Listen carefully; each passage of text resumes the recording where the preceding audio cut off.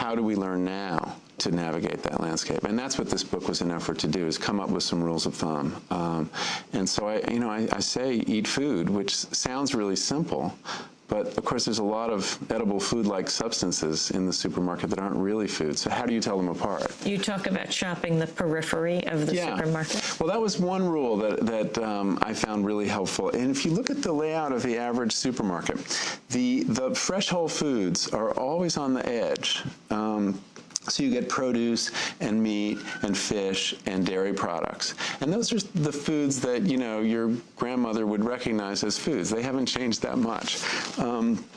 All the processed foods, the really bad stuff that is going to get you in trouble with all the refined grain and the additives and the high fructose corn syrup, those are all in the middle.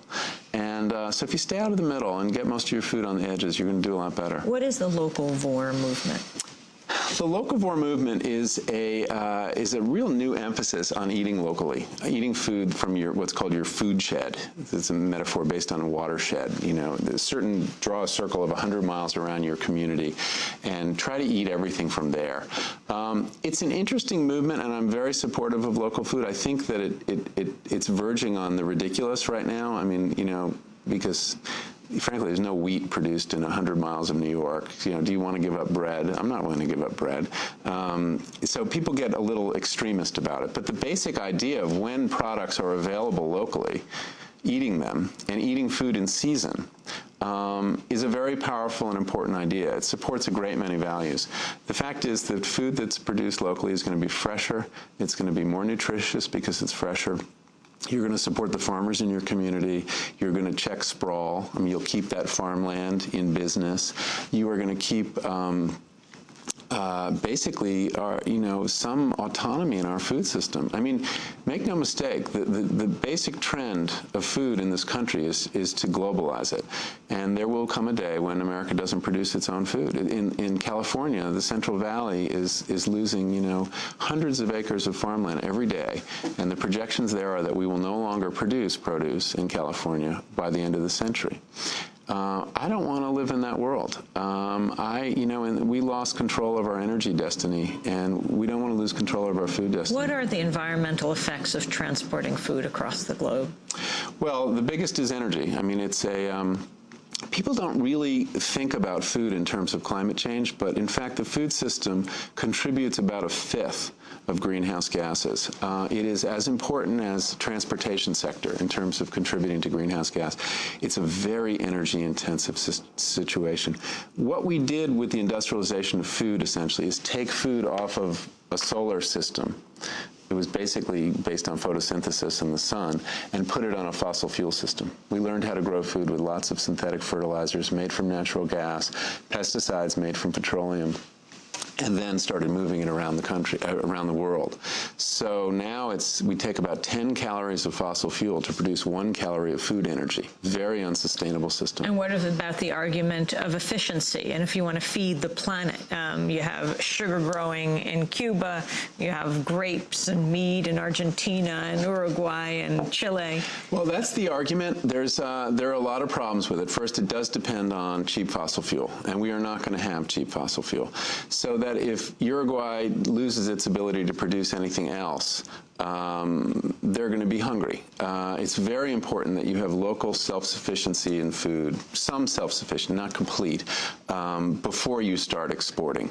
If you put all your eggs in the basket of, say, coffee, when the international market shifts, as it inevitably does, because it will always go to whatever country is willing to produce it a little more cheaply, you will decimate your industry. And what if you only consume coffee and nothing else? Oh, you have all sorts of problems we don't even want to get into. You cannot live on coffee alone. It's not like bread. So globalizing food has certain advantages of efficiency, but it also has very high risks. And, you know, efficiency is an important value, but resilience is even more important. And we know this from biology, that the resilience of natural systems and economic systems is something we have to focus more on. This globalized food system is very brittle. When you have a breakdown anywhere, when the prices of fuel escalates, people lose the ability to feed themselves. What's happening with Mexico and NAFTA and corn, you know, they open their borders to our corn, and it put 1.5 million farmers there out of business.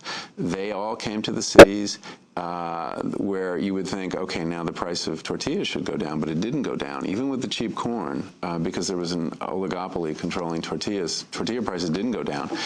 And so a lot of these former Mexican farmers became serfs on California farms.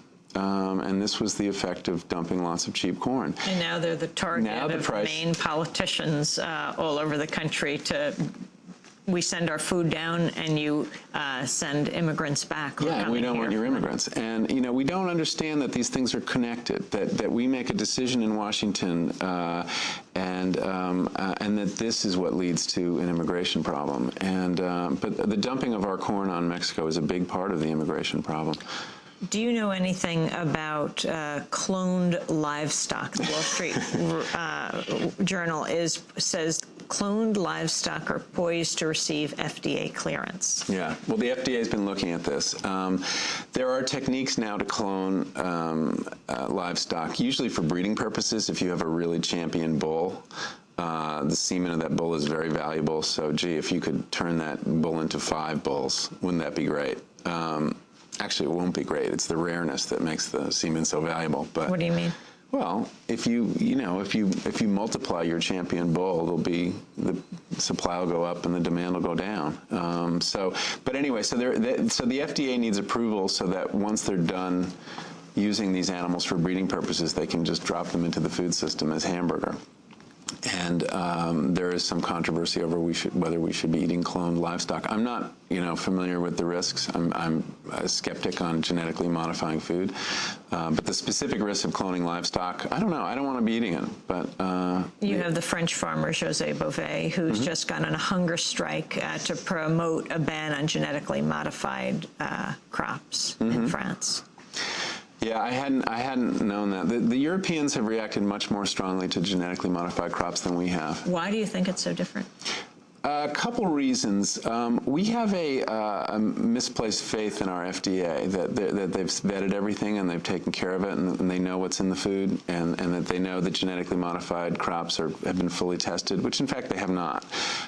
Whereas the Europeans, after mad cow disease, are very skeptical of their regulators. And when their regulators tell them, oh, this stuff is fine, they're like, oh, wait, you said that about the beef. So they're much more skeptical. They also perceive it as an American imposition as part of cultural imperialism. Even though a lot of the GMO companies are European, the perception is it's Monsanto. And for some